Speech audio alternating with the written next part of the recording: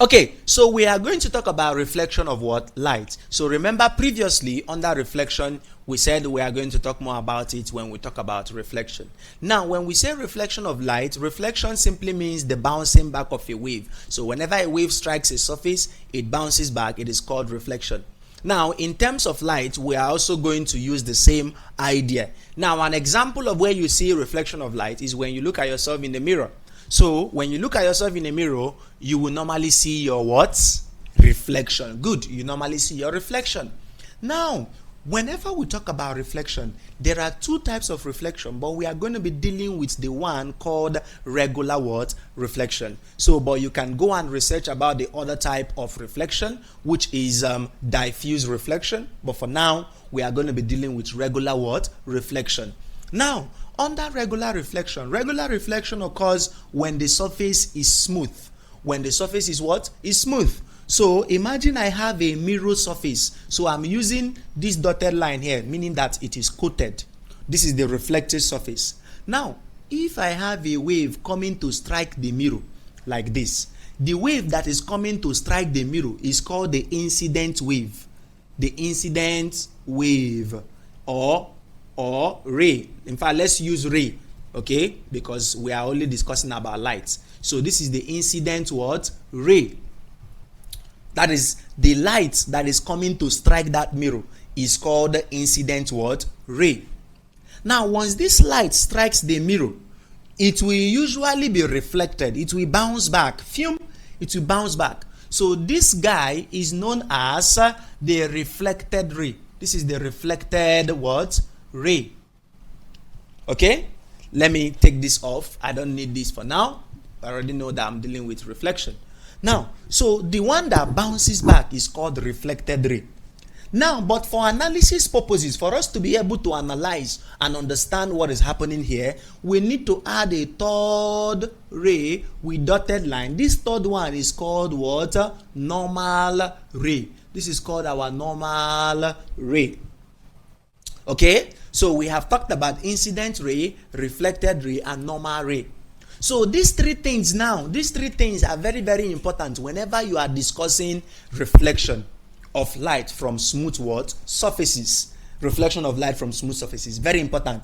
Incident ray is the ray of light that strikes the mirror or that surface. Reflected ray is the light that bounces off that surface after the incident wave strikes. Then the normal ray is the ray that is perpendicular to that surface. Perpendicular means at right angles to the what? To the surface. Now, this will take us into talking about laws of reflection. Okay? There are two laws of reflection. We have 1 and 2. Two laws of reflection. Now, the first law of reflection says that the incident ray, the normal ray, and the reflected ray all lies on the same plane. Let me repeat again. The incident ray, the normal ray, and the reflected ray all lies on the same what? Plane. That is what that first law of reflection is talking about. That is the statement of that law. And then the second law is saying that the angle of incidence is equal to the angle of reflection. What did I say? The angle of incidence is equal to the angle of reflection. So we are going to use this diagram to explain. Now, the first law is trying to tell us that whenever you are drawing the diagram, make sure that your incident ray, your normal ray, and your reflected ray are on the same plane. As you can see, these three lines are on top of this line, which is my plane. And not only that, make sure that they are at the same point. If you are dealing with regular reflection, make sure that they are at the same point, as you can see. So that one is very easy and out of the point. Now, the second law talked about angle of reflection, or let's say angle of incidence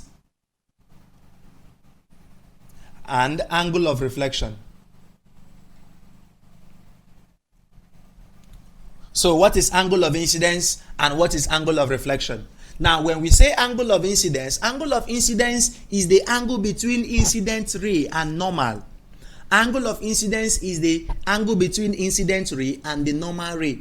And it is usually represented by letter I. So anytime we see I from now on, I represents angle of what?